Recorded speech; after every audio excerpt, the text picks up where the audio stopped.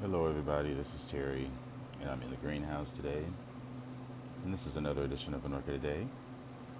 And today I wanted to take a look at this little microclimate that I have here, which is where I have some of my cooler, more intermediate growers, some of my plants that like higher humidity and more constant humidity, also good air movement.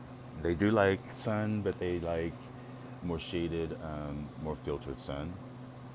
So I do, of course, have my corner cervis here, my Phalaenopsis corner cervis that are here.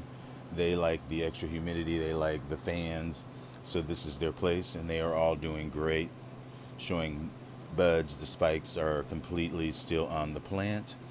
They get watered from above, and also some of the, well, not necessarily Phalaenopsis, but the other plants. There's water, there's a tray here that gets filled with water that also provides them with extra humidity. And also the humidifiers right there. Now, behind my corner cervis, you know that I have some angricoids that are miniature here, and also some jewel orchids that are Macodes petiolaris. So I can just skip those. Looks like this is trying to spike, or maybe it's just going to give me a leaf. Anyway, those are doing great in this position. But let's go back to the angricoids. The first thing up here, well, the longest thing that I've had here is probably this plant, which is an angraecum. This is calceolaris, and it is, these are miniatures, and they do better with good drainage. They get little thin wiry spikes that produce little green sort of scentless alien flowers. Very tiny. This is a miniature, but it should be a little bit bigger for it to be bloom. It does have good roots, but these are slow growing just like the rest of the angricoids. But it does appreciate, like I said, that extra moisture. Now, right next to it is a new acquisition that I got, and the tag is, I'm not sure, but the angraecum's name is Potichaloids. So it's a dwarfed species. It's related to Distichum from the same area. Um, Fine roots, flattened stems, bilaterally compressed. Flowers are small white that come from between those leaves, and it's epiphyte in shade in primary rainforest. And I think that could either be a flower bud happening there, or I think that is a flower bud because the flowers are yellow. There is no fragrance, but it likes it in this spot because again it wicks up moisture, and it is potted in just plain sphagnum. Now I'll skip up here because I've had these three in here the longest. These are plants that I got from Kelly, and this is an Arangus cross, which is distinct to cross with biloba, which really, at the time, I had just lost my biloba, and I've lost so many distinctas over the years. Well, I just lost my distinct. It was the opposite. That I felt like maybe a cross would do me better, and has been very good. It is still putting out roots. I've not removed it from the mount. It has given me a couple of leaves. You can see how shiny they are.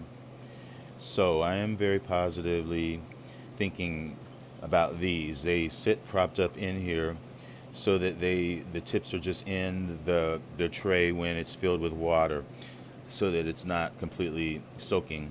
Now the next thing over here that's also been in here a while that I've had is my little Aranthes onrichi, and it is a baby, but it is a baby worth having. It is a bucket list baby, and I've given it a little bit of extra sphagnum that I'm hoping that you can see those roots that are down in there. I want it to attach itself, and then hopefully someday I will get this on a mount. This is Aranthes. Aranthes get pendant spikes. And the next thing over here is relatively new, and maybe I should dump some of this water out, but this is Angraecum viguiere, which is a seedling. another Vanda type, but they come from rainforests and they like the moisture. You can see their roots are not hurting.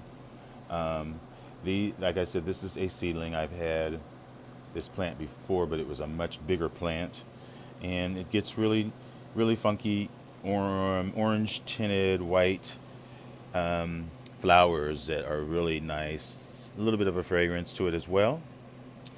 And those are all the angricoids that I have on this stand. The last two things that I have are recent acquisitions, and these are Pleurothallus adeli, which I've had before, and these get sheaths in the leaf axils, and that's where they bloom from. But I am thinking these are still in its infancy. But really nice flowers. And then again, here is an angricoid over here that used to sit in this spot right here. But this is Eranthes caudata that has just been repotted in mostly sphagnum and bark and some leca. And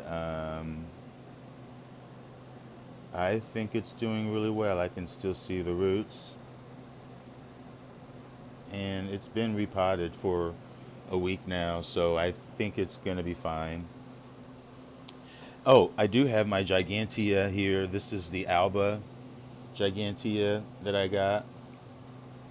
And up here is another Alba form. Alba. So yeah, that's everything over here in this microclimate that is going on. Keeping you guys on top of what is going on, because these are really the only high maintenance plants that I have, and really it's only these, so that's great. But thanks for watching. Enjoy your orchids.